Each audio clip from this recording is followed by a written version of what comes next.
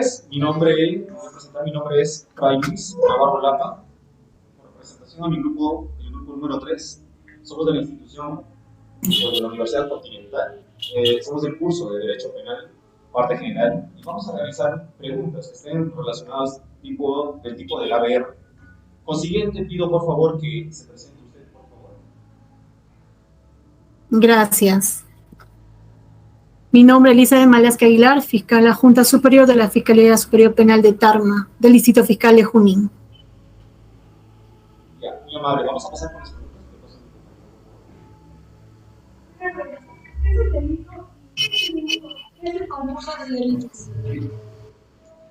Bien.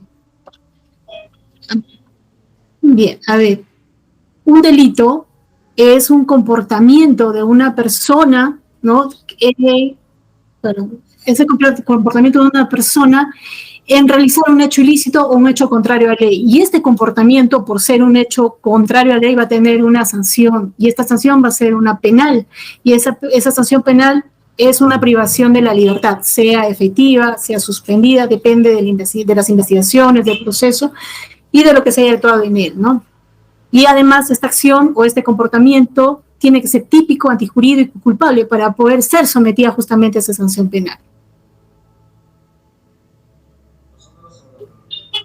¿Cómo podrías identificar en qué momento la persona humana comete delitos? La fase interna y la fase externa.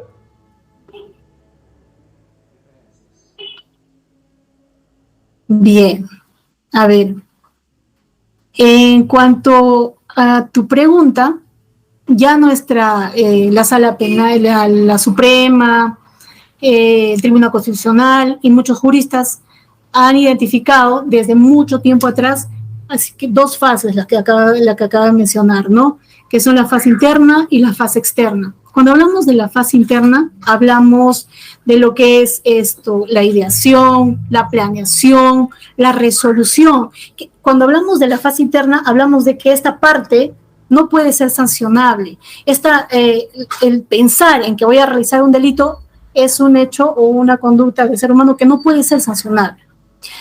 Pasamos una segunda fase o una fase posterior, que es la fase externa, donde ya hablamos de actos preparatorios, hablamos de acto de ejecución, hablamos de la consumación de esa ideación que tuvimos, ya llegamos a la consumación, que esa es esa forma, todo esto de los actos preparatorios, los actos ejecutivos, la consumación, forman parte de la fase externa, donde esta parte sí va a ser sancionable. ¿Por qué? Porque el ser humano o la persona, sujeto activo, va a cometer esa conducta ilícita, ¿no? Porque estamos hablando todo en torno a la conducta ilícita, a la conducta de cometer un delito. En esta parte, en la última, que es la consumación, también hablamos del agotamiento.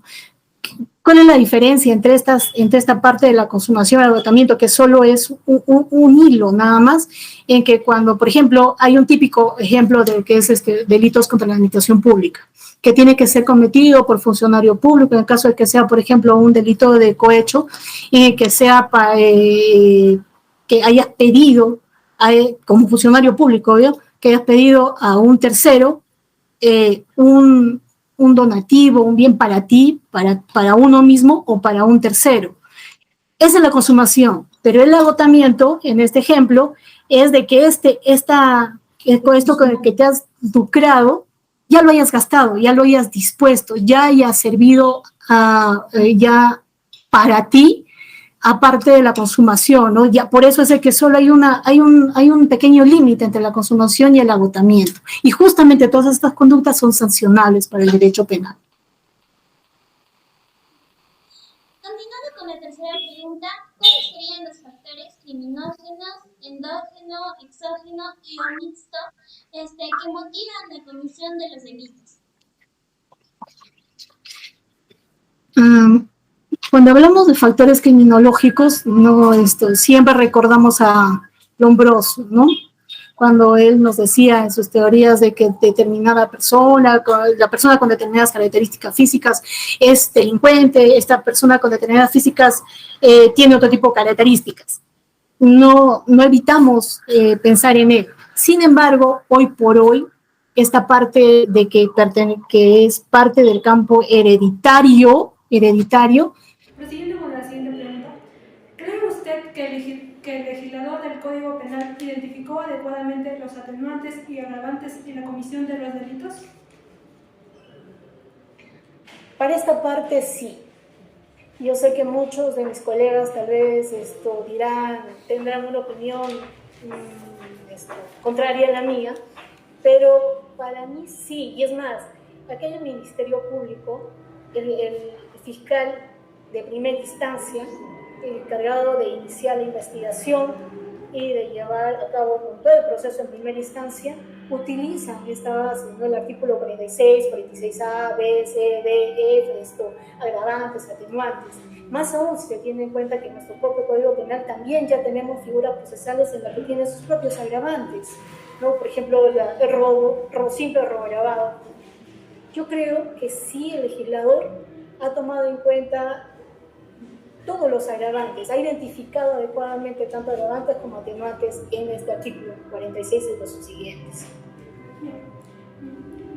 En la Constitución Política del Estado y el Código Penal peruano, en su rol preventivo, tutelan los derechos de la persona humana.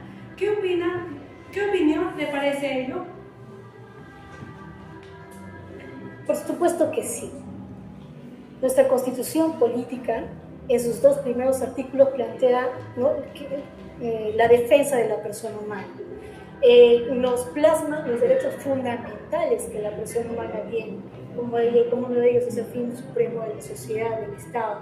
Tenemos derecho a la vida, tenemos derecho a la identidad, a la integridad moral, física, psicológica, a tener un libre desarrollo y bienestar, ¿no? O sea, sí, definitivamente. Siguiente con la pregunta 6. ¿Qué alternativas plantearía usted para controlar la comisión de delitos y el concurso de delitos en la política criminal peruana? Bueno, aunque suene triado, ¿no? Es la prevención. Muchos de nosotros, fiscales, jueces, abogados litigantes, o personas integrantes de otras instituciones públicas, siempre decimos primero la prevención, porque ¿qué hacemos ya cuando vemos al sujeto que cometió la conducta ilícita y que está pronto a ser sentenciado o sancionado con lo que prevé nuestro Código? Tenemos que primero prevenir, y para prevenir, como han sido muchas políticas del Estado, muchas políticas en las que nos hemos visto a veces frustrados, es conducirnos a las escuelas, colegios, cuando aún son jóvenes, cuando aún todavía están siendo personas que se pueden educar en ese aspecto, ¿no? Educar a fin de ser personas que puedan contribuir al desarrollo de la sociedad, a contribuirse como personas mismas, no en perjuicio de la sociedad. Asimismo, es un criterio mío, el Estado, así como todos los integrantes de él, debemos de apostar por una política de planificación familiar adecuada. Acá, por la misma práctica y experiencia que tenemos en la Fiscalía, que somos los primeros que vemos, que palpamos así el delito de las personas que están delinquiendo, son personas generalmente, no todas, generalmente, que tienen pues una carga familiar fuerte, que no tienen una debida o correcta planificación familiar, tienen hijos hasta por las puras, con una u otra mujer, como señoras que tienen hijos y que lo dejan al abandono. No hay una correcta planificación familiar. Claro que esto va a ser a larguísimo plazo, ¿no? Bueno, esa es mi opinión. Bien. ¿Cree usted que resultaría importante la aplicación de los principios del título preliminar del Código Penal peruano de 1991 en la determinación judicial de la pena, sistema de tercios? Sí, definitivamente. Bueno, prosiguiendo con la última pregunta, ¿qué tipo de delitos son de mayor incidencia criminal durante los años 2020 y 2021 en el Perú? Bien, le puedo hablar de la experiencia de este distrito fiscal, ¿no? en que nosotros, la mayor incidencia, omisión de tenencia familiar. Omisión de tenencia familiar, justo lo que les decía, ¿no? en la pregunta anterior, que cómo podemos controlar esa comisión de los delitos. Justamente el índice más alto de delitos que tenemos es el delito de omisión de tenencia familiar, seguido obviamente contra el patrimonio, robo, hurto, que son delitos que nos están agobiando hoy por hoy, ¿no?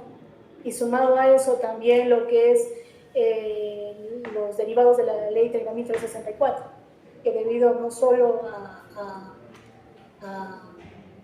no sé, tal vez a la pandemia, claro, esto es, no sé si es por el confinamiento, la emergencia sanitaria, estos delitos se han disparado hoy por hoy.